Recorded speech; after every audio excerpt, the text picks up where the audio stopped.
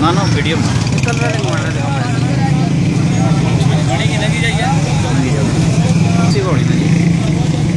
Warden जी गुजर खान ने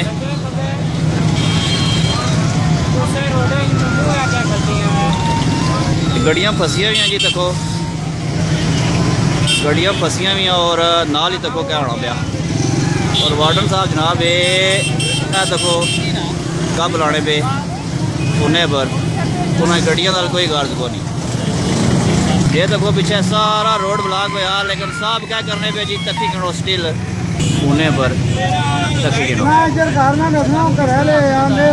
गड्डियाँ फसियां हुई लेकिन उन्होंने कोई होश नहीं है। एक मुँह सिगरेट कन्ने नाल मोबाइल ते दुए भी जनाब हत्था विच मोबाइल तकी गिनो जी असा कुछ ना आखने।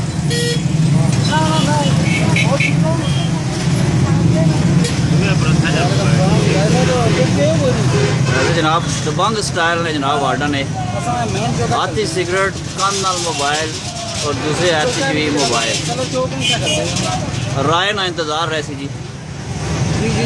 गुजर खान तो देवा की इजाज़त अल्लाह सुनने वाला है।